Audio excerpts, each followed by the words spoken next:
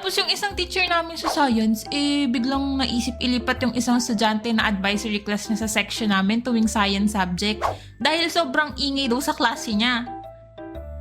At dahil napakabait kong nilalang, tinabi yung bagong saltang estudyante sa akin. Partida, pinalipat pa yung katabi ko, matabi lang siya sa akin. Sabi pa ni teacher, nahawaan ko daw ng katahimikan at kabaitan tong new seatmate ko. Kasi nga 'di ba sobrang ingay daw tsaka makulit. Hindi ako si Mark pero ako'y tahimik lang.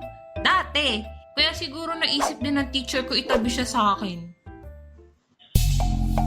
At doon nagsimulang masira ang buhay ko.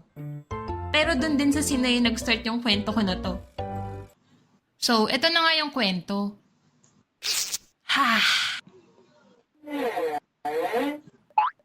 Sabi ni teacher, huwag ko daw kausapin tong seatmate ko sa abot ng aking makakaya. Sus basic. Ano yan?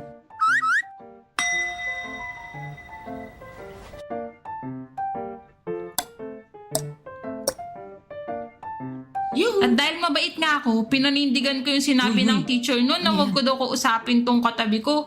Kaya hindi ko siya pinansin at nagkunwari akong wala akong naririnig. Huy! Ano yan? Ang kulit. Parang hindi ka naman nag-grade 2. Pencil case malamang. Yung nasa loob. Yung pink. Sticky notes. Pwedeng pahingin ng sticky notes? Hehe. Nagtaka pa ako noon kung anong gagawin niya sa sticky notes. Binigyan ko na lang siya ng 3 piraso nang manahimik na siya. At habang nagtuturo si teacher, nakita kong sinulatan niya ng something yung sticky notes ko. Hindi ko nabasa kung ano yung sinulat niya tapos humarap naman siya sa kabila niyang side para daldalin yung isa niyang katabi. Hello pare, kumusta? Hindi siya pinansin ng kaklase ko tapos nagnud lang. Wow, mukhang masunuring bata rin tong classmate ko ah. Nakita ko na lang yung sticky notes ko na nakadikit na sa likod ni Danilo. At may nakasulat na may gearbox ako sa puwet. Aba, ang galing. Sa kalokohan pala ginamit yung sticky notes ko. Well, ano pa nga bang i-expect ko dito? Makulit nga kaya nilipat dito sa amin, di ba? No? Uy, tanggalin mo yun. Huwag ka maingay. Ano gusto mo sulat ko next? Dadamay mo pa ako sa kalokohan mo. Tanggalin mo yun. Dali! Suggest ka, susulat ko next. Sige, isulat mo hindi ako nagtototrush. Sige. Kita mo yan? Ang sama mo rin pala. Ay, mali. Uy, joke lang, huwag mo ilagay. Uy! Sure kang okay ka lang, ha? Ano pa susulat ko?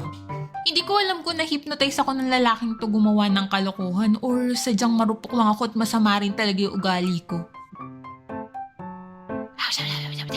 Sige. Hanggang sa hindi na namin namalaya na parang bulletin board na yung likod ng classmate ko na si Danilo dahil sa amin. Nalaglag na nga yung ibang sticky notes pero hindi niya pa rin nakahalata. Pero yung teacher namin yung nakahalata. First time kong mapagalitan ng teacher ever. At dahil sa bagong salta na to na si Patrick, nasira yung record ko ng most obedient at most quiet sa klase na iniingat-ingatan ko simula grade 1. Mabait naman kasi talaga ako at tahimik. Siyempre, kwento ko to, dapat mabait ako.